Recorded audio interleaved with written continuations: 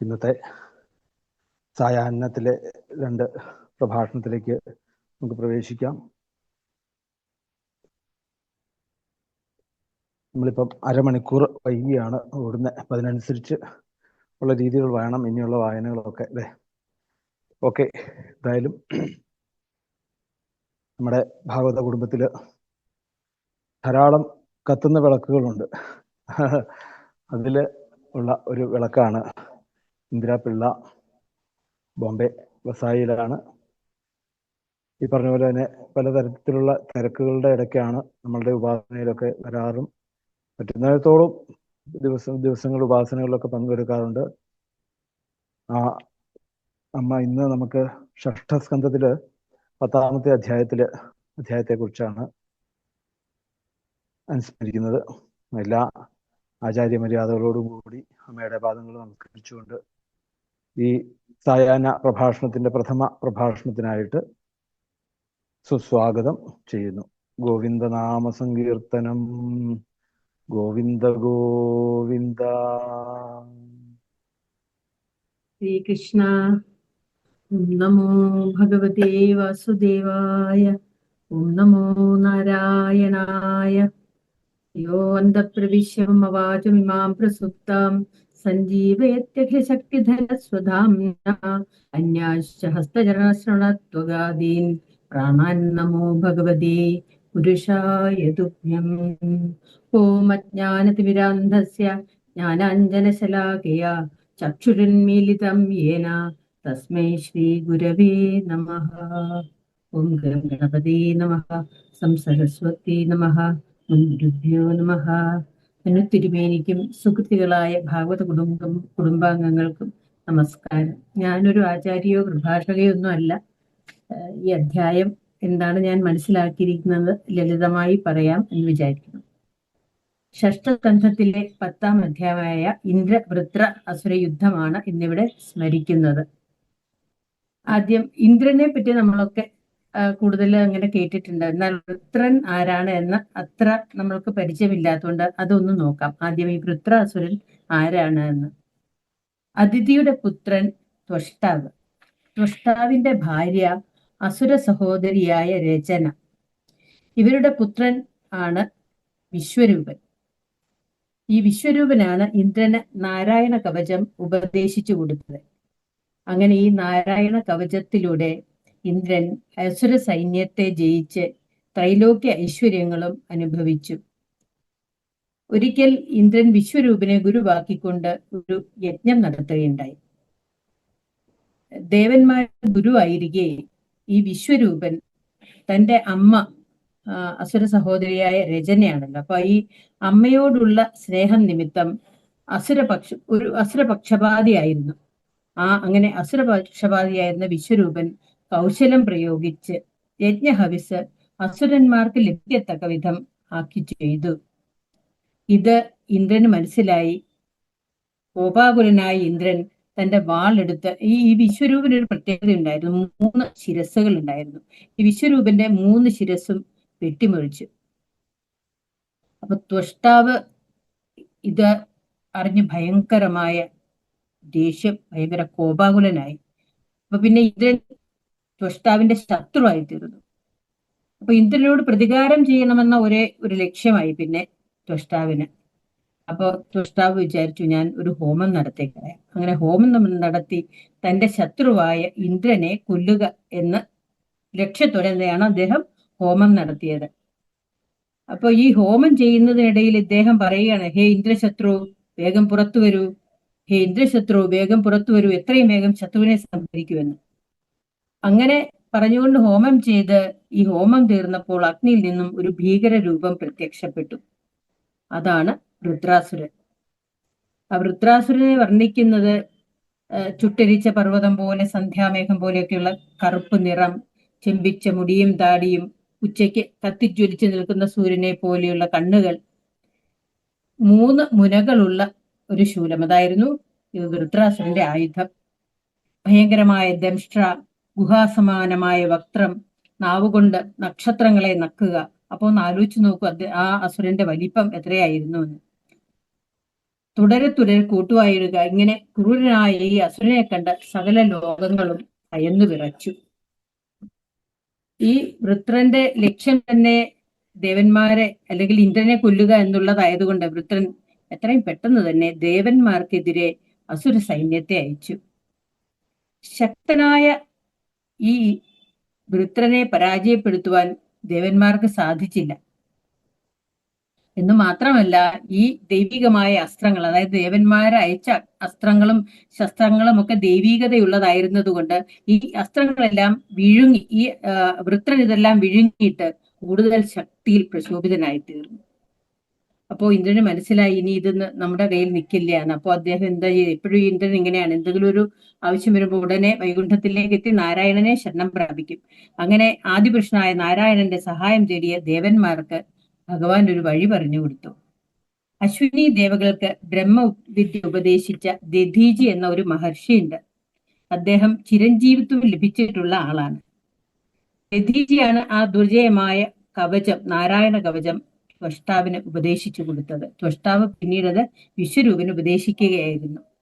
അപ്പൊ ഭഗവാൻ പറയാണ്, ദേവന്മാരെ നിങ്ങളൊരു കാര്യം ചെയ്തു, അശ്വിനി ദേവകളെയും കൂട്ടി ഈ ദധീചി മഹർഷിയോട് അദ്ദേഹത്തിന്റെ ബലിഷ്ഠവും വൈഭവമേറിയതുമായ അസ്ഥികൾ ആവശ്യപ്പെടൂ.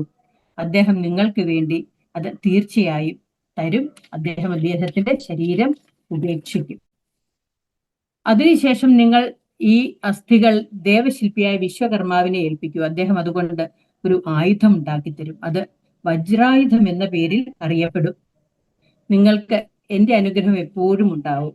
അതായത് ദേവന്മാർക്ക് ഭഗവാന്റെ അനുഗ്രഹം എപ്പോഴും ഉണ്ടാവും. അപ്പോ വൃത്രന്റെ ശിരച്ഛേദം ചെയ്തു കഴിയുമ്പോൾ നിങ്ങൾക്ക് നഷ്ടപ്പെട്ട യശസ്സും കീർത്തിയും പദവിയും നിങ്ങളുടെ അസ്ത്രശസ്ത്രങ്ങളും എല്ലാം തിരിച്ചു കിട്ടുമെന്ന് പറഞ്ഞ് ഭഗവാൻ മറഞ്ഞു. അപ്പോ ഇത് കേട്ടപ്പോ തന്നെ ദേവന്മാർക്ക് മനസ്സിലായില്ല. ഇന്ദ്രൻ വിചാരിച്ചു, ഇത് വല്ലാത്ത ഒരു സാഹസം തന്നെ. എങ്ങനെയാണ് ഇത് ആവശ്യപ്പെടുക? അയാളുടെ ശരീരം, അയാൾ മരിച്ചാൽ മാത്രമല്ലേ ഈ അസ്ഥികൾ എടുക്കാൻ പറ്റൂ. പക്ഷേ വേണമല്ലോ, അത് ഇല്ലാതെയും പറ്റില്ല. ഇത് എന്താ പറയാ, അവർക്ക് ജീവൻ മരണ പോരാട്ടത്തിനൊക്കെ ഇറങ്ങുന്ന പോലെ അവരുടെ ഇത് നടത്തിയില്ലെങ്കിൽ, അല്ലെങ്കിൽ ഈ വധം ചെയ്തില്ല എങ്കിൽ വൃത്രൻ ലോകമാകെ, അല്ലെ ഇന്ദ്രലോകം മുഴുവൻ നശിപ്പിച്ചു കളയും. ദേവന്മാർ ദധീചിയുടെ അടുത്ത് പോയി വളരെ സങ്കോചത്തോടെ നിന്ന് കാൽകൾ കുമ്പിട്ട് ഒരു സഹായം ആവശ്യപ്പെടുവാൻ വന്നിരിക്കുകയാണ് എന്നൊക്കെ പറഞ്ഞ് അദ്ദേഹത്തോട് പതിയെ കുമ്പിട്ട് നിന്നു. എന്നിട്ട് ഇങ്ങനെ, അപ്പോ ദധീചി ഒന്നും പ്രതികരിച്ചില്ല എന്ന് പറഞ്ഞാൽ എന്തുകൊണ്ട്? അദ്ദേഹം ഈ ദേവന്മാരുടെ കയ്യിൽ നിന്ന് ധർമ്മം കേൾക്കുവാനാണ് അദ്ദേഹം ഉദ്ദേശിച്ചത്. പക്ഷേ അതൊന്നും ആയിരിക്കില്ല വരുന്നതെന്ന് അദ്ദേഹം വിചാരിച്ചില്ല. അങ്ങനെ ദേവന്മാരെ നോക്കി പുഞ്ചിരിച്ചുകൊണ്ടിരുന്നു. അപ്പോ ഈ മൗനിയായിരുന്ന വൃദ്ധതാപസനോട് അദ്ദേഹത്തിന്റെ ശരീരം, അതായത് അദ്ദേഹത്തിന്റെ അസ്ഥികൾ ദേവേന്ദ്രൻ ആവശ്യപ്പെട്ടു. എന്തുകൊണ്ടാണ് ഇങ്ങനെ ഒരു ആവശ്യം ഉന്നയിക്കുന്നതെന്നൊക്കെ അദ്ദേഹം വിശദീകരിച്ച് പറയുകയും ചെയ്തു. അത് കേട്ട ദധീചിക്ക് വളരെ വിഷമമായി. വളരെ വേദനയോടെ, എന്നാൽ പോലും ചിരിച്ചും കൊണ്ട് ദധീചി ദേവന്മാരോട് പറഞ്ഞു, സമചിത്തതയുള്ള ഒരാളാണെങ്കിൽ ആരാണെങ്കിലും ആ ഒരു മരണം ആഗ്രഹിക്കുന്നില്ല. മരണത്താൽ ഉണ്ടാവുന്ന ദുഃഖം നിങ്ങൾക്കറിയാത്തത് കൊണ്ടാണ് നിങ്ങൾ ഇങ്ങനെ ആവശ്യപ്പെടുന്നത്. ജീവിക്കാൻ ആഗ്രഹിക്കുന്ന ഒരാൾക്ക് അയാളുടെ ശരീരം വളരെ വിലപ്പെട്ടതാണ്. ഒരുപക്ഷെ ഭഗവാൻ തന്നെ വന്ന് യാചിച്ചു പറഞ്ഞാൽ പോലും അവരത് നൽകണമെന്നില്ല. ദേവന്മാരെ, എനിക്ക് തോന്നുന്നു നിങ്ങൾക്ക് നിങ്ങളുടെ ബുദ്ധി നശിച്ചിരിക്കുന്നു എന്ന്. എനിക്ക് മരിക്കാൻ ഒട്ടും ആഗ്രഹമില്ല. ഞാൻ എൻ്റെ ശരീരം ഉപേക്ഷിക്കാൻ ആഗ്രഹിക്കുന്നില്ല. എനിക്കാണെങ്കിൽ ചിരഞ്ജീവിത്വവും ലഭിച്ചിട്ടുണ്ട്. അപ്പോ ദേവന്മാർ കഷ്ടത്തിലായി. വീണ്ടും ആ വൃദ്ധതാപസനോട് ദേവന്മാര് പറയുകയാണ്, അദ്ദേഹത്തെ ഒന്ന് പുകഴ്ത്തി പറഞ്ഞാലോ വിചാരിച്ചു. പറയാണ്, അങ്ങ് കർമ്മയുക്തനാണ്, ശ്രേഷ്ഠനാണ്, അനുകമ്പയുള്ളവരാണ്. അപ്പോ അങ്ങ് വളരെ മഹാനായ ഒരു വ്യക്തിയാണ്. അങ്ങേപോലെ മഹാനായ ഒരാൾക്ക് എന്തു വസ്തുവാണ് ഉപേക്ഷിക്കുവാൻ വിഷമമുള്ളത്? അപ്പോൾ ഞങ്ങൾക്ക് വേണ്ടി ഈ സഹായം ചെയ്തു തരൂ എന്ന് പറഞ്ഞു. അപ്പോ ദധീചി പ്രതീക്ഷയോടെ ദേവന്മാർ ദധീചിയോട് പറഞ്ഞു, വീണ്ടും സ്വയമേവ ഒരാൾ ദുഃഖ നിവാരണത്തിന് എന്തെങ്കിലും ഒരു മാർഗമുണ്ടെങ്കിൽ മറ്റൊരാളുടെ സഹായം തേടില്ല. അവരവരെ കൊണ്ടാവുന്നത് എല്ലാ സാധ്യതകളും കഴിഞ്ഞതിന് ശേഷമാണ് മറ്റൊരാളോട് ഒരു ആവശ്യം അല്ലെങ്കിൽ ഒരു സഹായം, ഒരു ത്യാഗം ഒക്കെ ആവശ്യപ്പെടുക.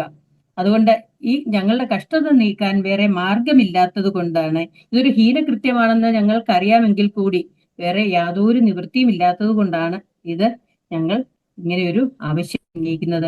അതിന് ഞങ്ങൾ നിർബന്ധിതരായിരിക്കുകയാണ്. അപ്പോൾ ഞങ്ങളുടെ സഹായ അഭ്യർത്ഥന അങ്ങ് നിരസിക്കരുതേ എന്ന് ദേവന്മാർ ദധീചിയോട് പറയുകയാണ്. ദധീചി പറഞ്ഞു, ദേവന്മാരെ, നിങ്ങളിൽ നിന്ന് ധർമ്മം കേൾക്കണമെന്നാണ് ഞാൻ ആഗ്രഹിച്ചത്. അത് കേൾക്കുവാൻ സാധിച്ചില്ല. അത് വിചാരിച്ചാണ് ഞാൻ ആദ്യം നിരസിച്ച് പറഞ്ഞത്, ഞാൻ എൻ്റെ ശരീരം ഉപേക്ഷിക്കില്ല, ഞാൻ സഹകരിക്കില്ല എന്ന്. പിന്നെ എനിക്ക് വളരെയേറെ പ്രിയപ്പെട്ടതാണെങ്കിലും ഈ ശരീരം ഞാൻ നിങ്ങൾക്ക് വേണ്ടി ഉപേക്ഷിക്കാം. യഥാർത്ഥത്തിൽ ദയാലുവായ ഒരാൾ അന്യന്റെ ദുഃഖം തൻ്റെതായി തന്നെ കരുതുന്നു. എല്ലാം അറിഞ്ഞുകൊണ്ട് അന്യന്റെ ദുഃഖം ലഘൂകരിക്കുവാൻ ഒന്നും ചെയ്യാത്തവനും ഒരു മരവും തമ്മിൽ യാതൊരു വ്യത്യാസവുമില്ല. അപ്പോ ഭഗവാൻ ഇവരോട് ഓൾറെഡി പറഞ്ഞിട്ടുണ്ട് ഇത് ദധീചി മഹർഷി ചെയ്തു തരും എന്ന്. അപ്പോ ഇതിൽ 9ാമത്തെ ശ്ലോകത്തിൽ പറയുന്നു, ഏതാവാനവ്യയോ ധർമ്മ പുണ്യശ്ലോകൈരുപാസിത യോ ഭൂതശോകഹർഷാഭ്യാം ആത്മാശോചതി ഹൃഷ്യതി. ഒരാൾ മറ്റുള്ളവരുടെ ദുഃഖം കണ്ട് സ്വയം ദുഃഖിക്കുകയും സുഖം കണ്ട് ആനന്ദിക്കുകയും ചെയ്യുന്നുണ്ടോ, അവന്റെ ധർമ്മമാണ് മഹാത്മാക്കൾ അംഗീകരിക്കുന്ന അനശ്വര ധർമ്മം. അപ്പോ ധർമ്മത്തിന് എതിരായി ഞാൻ ഒന്നും ചെയ്യില്ല ഞാൻ എന്ന് ദധീചി മഹർഷി ഇന്ദ്രനോട് പറയാണ്. നിങ്ങൾക്കൊരു മനക്ലേശവും വേണ്ട ദേവന്മാരെ. നിങ്ങൾക്ക് ഉപകാരത്തിനായി, നിങ്ങളുടെ ദുഃഖ നിവാരണത്തിനായി ഞാൻ എൻ്റെ ഈ ശരീരം ഉപേക്ഷിക്കാം. ഇത് ശ്രീനാരായണൻ തന്നെ പറഞ്ഞിരിക്കുന്നതാണല്ലോ. അദ്ദേഹം തന്നെ പറഞ്ഞ സ്ഥിതിക്ക് ഇനിയും നിങ്ങളെ സഹായിക്കാമെന്ന് തന്നെ ഞാൻ വിചാരിക്കുന്നു. അപ്പോ ഈ ശ്ലോകം 11-12 അദ്ദേഹം എങ്ങനെയാണ് തന്റെ ശരീരം ഉപേക്ഷിച്ചതെന്ന് പറയുന്നുണ്ട് കേട്ടോ. ഏവം കൃതവ്യവസിതോ ദധ്യാങ് അധർവണസ്തനും പരേ ഭഗവതി ബ്രഹ്മണ്യാത്മാനം സഞ്ജയന്തഹോ യഥാക്ഷാസു മനോബുദ്ധി തത്തദധ്വസ്തബന്ധന ആസ്ഥിത പരമം യോഗം ദേഹം ബുബുധേ ഗതം. അതായത് അദ്ദേഹം ബ്രഹ്മത്തിൽ തന്നെ മനസ്സുറപ്പിച്ച് ദധീചി അദ്ദേഹം സമാധിസ്ഥനായി. ഇന്ദ്രിയം, പ്രാണൻ, ബുദ്ധി, മനസ്സ് എന്നിവയെല്ലാം നിയന്ത്രിച്ച് തത്വത്തിൽ തന്നെ സർവബന്ധങ്ങളും വിട്ട് പരമയോഗം പ്രാപിച്ച അദ്ദേഹം തന്റെ ദേഹം പോയ കാര്യം തന്നെ അറിഞ്ഞില്ല. ബ്രാഹ്മണൻ അദ്ദേഹത്തിന്റെ ദേഹം ഉപേക്ഷിച്ചു. അതോടെ ആ ബലിഷ്ഠങ്ങളായ അസ്ഥികളാൽ ദേവശില്പിയായ വിശ്വകർമാവ് ഇടിമിന്നൽ പോലെ ശോഭിക്കുന്നതും പ്രശസ്തവും ശക്തവുമൊക്കെയായ ഒരു വജ്രം എന്നു പേരുള്ള ഭീകരമായൊരു ആയുധമുണ്ടാക്കി. ഈ ആയുധം ലഭിക്കുമെന്ന്, അല്ലെ ഇതിന് വജ്രായുധം എന്ന് പേരിടും എന്നൊക്കെ ഭഗവാൻ പറഞ്ഞിരുന്നു. ഇതൊക്കെ കണ്ടപ്പോഴേക്കും ഇന്ദ്രൻ വളരെ സന്തോഷായി. ഇന്ദ്രൻ ആ വജ്രായുധമെടുത്ത് ഭഗവാന്റെ തേജസ്സോട് കൂടിയവനായി, ശക്തിസമ്പന്നനായി, സർവ്വദേവകളാലും പരിവ്രതനായി, മുനീശ്വരന്മാരാൽ സ്തുതിക്കപ്പെട്ട് 3 ലോകങ്ങളെയും സന്തോഷിപ്പിക്കുന്നത് പോലെ ഐരാവതത്തിന്റെ പുറത്ത് ശോഭിച്ചു. അങ്ങനെ ഇന്ദ്രൻ യുദ്ധം ചെയ്യാൻ പുറപ്പെട്ടു. ഇന്ദ്രനാൽ നയിക്കപ്പെട്ട ദേവഗണങ്ങൾ സൈന്യസമേതനായി നിന്നിരുന്ന രുദ്രന്റെ അടുത്തേക്ക് നീങ്ങി. അങ്ങനെ നർമ്മദാ നദീ തീരത്ത് വെച്ച് ദേവന്മാരും ഇന്ദ്രന്മാരും തമ്മിൽ ഘോരമായ യുദ്ധം നടന്നു. വലിയ പ്രമുഖരായിട്ടുള്ള അസുരന്മാർ രുദ്രന്റെ പക്ഷത്തുണ്ടായിരുന്നത്, അതായത് നമ്മൂജി, ശംബരൻ, ഹയഗ്രീവൻ, പുലോമൻ, ഋഷപർവാവ്, ഹേതി, പ്രഹേതി, മാലി, സുമാലി, അംബരൻ തുടങ്ങി പ്രമുഖരായ അസുരന്മാർ. എന്നാൽ അതുപോലെ തന്നെ ദേവന്മാരുടെ പക്ഷത്തും ഏകാദശി രുദ്രന്മാർ, അഷ്ടവസുക്കൾ, 12 ആദിത്യന്മാർ, അശ്വിനി മിഥുനങ്ങൾ, 4 പിതൃക്കൾ, 49 അഗ്നികൾ, 49 മരുത്തുക്കൾ, 10 വിശ്വദേവന്മാർ തുടങ്ങി ഒട്ടേറെ പേർ ഉണ്ടായിരുന്നു ഇന്ദ്രന്റെ കൂടെ. ഇവരുടെ ആയുധങ്ങൾ പല പല ആയുധങ്ങളും അസ്ത്രങ്ങൾ, ശസ്ത്രങ്ങളും ഒക്കെ ഉപയോഗിച്ച് ശൂലങ്ങൾ, മഴുക്കൾ, വാളുകൾ, ശതഘ്നികൾ, ഭുജുണ്ടികൾ മുതലായ പലതരം ആയുധങ്ങൾ ദേവന്മാർക്ക് നേരെ അസുരന്മാർ ഉപയോഗിച്ചു. യുദ്ധം വളരെ ഭയാനകമായിരുന്നു. എങ്കിലും ഇപ്രാവശ്യം ദേവന്മാർക്ക് അസ്ത്രശസ്ത്രങ്ങളുടെ വർഷപ്രവാഹം ആകാശത്ത് വെച്ചു തന്നെ തകർത്തു കളയുവാൻ സാധിച്ചു. അത് നാരായണന്റെ സഹായം കൊണ്ടാണ്. അസ്ത്രശസ്ത്രങ്ങൾ തീർന്നപ്പോൾ ഈ അസുരന്മാരെന്തു ചെയ്തു? അവർ പർവ്വത ശിഖരങ്ങൾ, വൃക്ഷങ്ങൾ, കല്ലുകൾ എന്നിവ പ്രയോഗിച്ചു. അതും ദേവന്മാർ ഛേദിച്ചു കളഞ്ഞു. അപ്പോഴും ശ്രീനാരായണന്റെ സഹായം കൊണ്ട് അവർക്ക് അതൊക്കെ സാധിച്ചു. അപ്പോൾ യാതൊരു മുറിവുമേൽക്കാതെ സുഖമായി നിൽക്കുന്ന ദേവസൈന്യങ്ങളെ കണ്ട് അസുരന്മാർ ഭയന്ന് ഓടാൻ തുടങ്ങി. ഈ അസുരന്മാർ ഓടുന്നത് കണ്ട ദേവഗണങ്ങൾ ജയഭേരി മുഴക്കി. തനിക്ക് വന്നു ചേർന്ന അധപ്പതനം കണ്ട് കോപാകുലനായ വൃത്രൻ അസുരന്മാരോട് ഉറക്കെ പറഞ്ഞു. വൃത്രൻ മരണത്തെപ്പറ്റി ചിന്തിച്ചു. കാരണം ഇനിയിപ്പോ ദേവന്മാര് എല്ലാ അസ്ത്രശസ്ത്രങ്ങളും ഒക്കെ കഴിഞ്ഞു, തന്റെ കൂടെയുള്ളവരും ഭയന്ന് ഓടിത്തുടങ്ങി. അപ്പൊ എത്ര ശക്തനായാലും ശക്തന്മാരായ സൈന്യങ്ങൾ ഉണ്ടായാലും ധർമ്മത്തിൽ നിന്ന് വ്യതിചലിച്ച് എന്തും വെട്ടിപ്പിടിക്കാമെന്നൊക്കെ ഒരു ധാരണയോടെ യുദ്ധമൊക്കെ ചെയ്തു എങ്കിലും എപ്പോ വേണമെങ്കിലും ഇന്നിപ്പോ ഒരു വിജയം ഉണ്ടായെന്നിരിക്കാം, എന്നാൽ എപ്പോൾ വേണമെങ്കിലും ഒരു അധപതനം ഉണ്ടാവാം എന്ന് വൃത്രന് മനസ്സിലായി. അപ്പോ വൃത്രൻ തന്റെ അസുര സുഹൃത്തുക്കളോട് പറയാണ്, ജാതസ്യ മൃത്യുധ്രുവയേഷ സർവദാ പ്രതിക്രിയായസ്യ ന ചേഹ ക്നുപ്ത ലോകോ യശശ്ചാധ തതോ യതിഹ്യമം ഓനാമൃത്യം ന വൃണീതയുക്തം. അസുരന്മാരെ, മരണം ആർക്കും തടുക്കാവുന്നതല്ല. ജനിച്ചാൽ മരണമുണ്ട്. മരണം അനേകം രൂപത്തിൽ വരും. അത് ഏത് രൂപത്തിൽ വരും എന്ന് നമുക്ക് വിചാരിക്കാൻ പറ്റില്ല, ചിന്തിക്കാൻ പറ്റില്ല, നേരത്തെ കാലേക്കൂട്ടി അറിയാൻ പറ്റില്ല, ഒന്നും പറ്റില്ല. പക്ഷെ മരണം സുനിശ്ചിതമാണ്. ഇത് ഭൂമിയിലെ ജീവിതത്തിന് ശേഷം സ്വർഗത്തിൽ ഒരു നല്ല സ്ഥാനം, പേരും പെരുമയും നേടാവുന്ന തരത്തിലുള്ള മരണം, അത് അഭികാമ്യമല്ലേ? അത് നമുക്ക് സാധിക്കാം എങ്ങനെ വേണമെങ്കിലും. അതുകൊണ്ട് നിങ്ങൾ പിന്തിരിഞ്ഞോടാതിരിക്കൂ. യോഗാരൂഢനായ ഈ എന്താ പറയാ, വൃത്രാസുരൻ പറയുകയാണ്, രണ്ടു തരത്തിലുള്ള മരണം നമുക്ക് സാധിക്കാം. എന്താ? യോഗാരൂഢനായിരുന്ന നശ്വരമായി ദേഹം ത്യജിക്കൽ ഒന്ന്, അല്ലെങ്കിൽ യുദ്ധത്തിൽ നിന്നും പിന്തിരിയാതെ മരിക്കൽ. ഇത് രണ്ടും വിശിഷ്ടമാണ്. എല്ലാവർക്കും സാധ്യമല്ല, എല്ലാവരെ കൊണ്ടും അത് സാധിക്കണമെന്നില്ല. വളരെ വിശിഷ്ടമായ മരണങ്ങളാണിത്. അപ്പോ പിന്തിരിഞ്ഞോടിയാൽ ഇത് രണ്ടും സാധിക്കില്ല. അപ്പൊ അസുരന്മാരോട് പറഞ്ഞു കൊടുക്കുകയാണ്, ഈ മരണം ജീവന്റെ ആവശ്യമായ ഒരു സമാപ്തിയാണ്.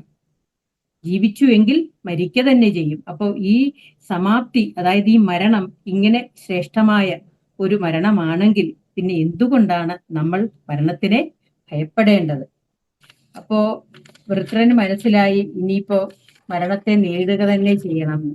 പിന്നെ അങ്ങനെ വൃത്രനെയും ഘോര യുദ്ധം നടന്നു. ഇനി മരണത്തെ പറ്റിയുള്ള കാര്യങ്ങൾ പറയുന്നതിന് മുമ്പ് ഈ അധ്യായത്തിൽ ഇന്ദ്രനുണ്ടായ നേട്ടം എന്താ? നേട്ടം കണ്ടാൽ നമുക്ക് തോന്നും, സ്വാർത്ഥതയാണെങ്കിൽ പോലും ഭഗവാനെ ആശ്രയിച്ചു എന്നാൽ നടക്കില്ല എന്ന് വിചാരിക്കുന്ന ഏതൊരു കാര്യവും സാധിച്ചു കിട്ടും.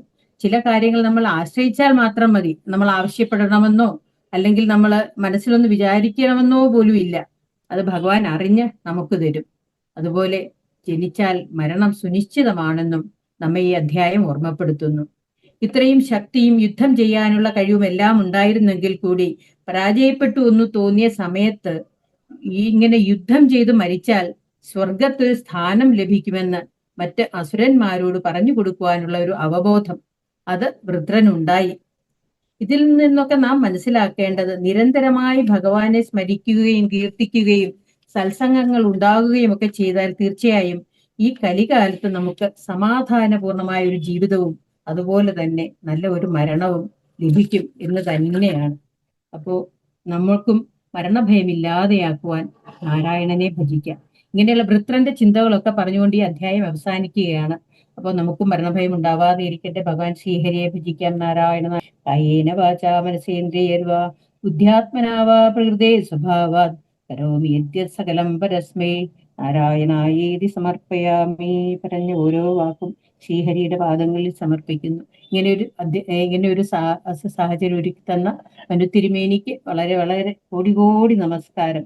അച്ഛൻ തിരുമേനിക്ക് പിറന്നാൾ ആശംസകൾ. ആയുരാരോഗ്യ സൗഖ്യത്തോടെ ജീവിക്കുവാനുള്ള ഭാഗ്യം ഉണ്ടാവട്ടെ എന്ന് പ്രാർത്ഥിച്ചുകൊണ്ട് ഹരേ കൃഷ്ണ.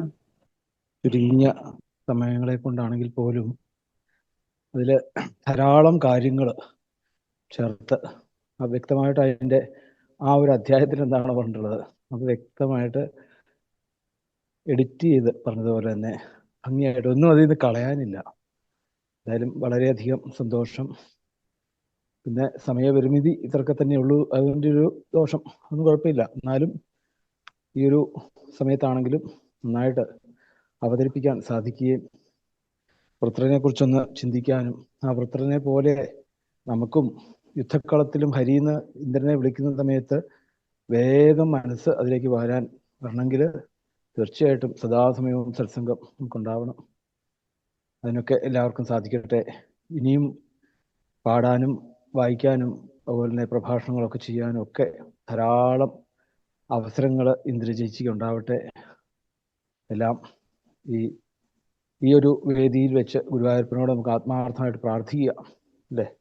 എല്ലാവരും പല തിരക്കുകളുടെ ഇടയിൽ വരുമ്പോൾ ഉണ്ടാകുന്ന ആ ഒരു സമർപ്പണം അത് എന്നും മായാതെ മറയാതെ എന്നും അത് ആ ഒരു രീതിയിൽ തന്നെ പോകാൻ സാധിക്കട്ടെ. അനസ്യൂതം ഈ ഒരു ഭജനം സാധനകളൊക്കെ നടക്കട്ടെ എന്ന് പ്രാർത്ഥിക്കുന്നു.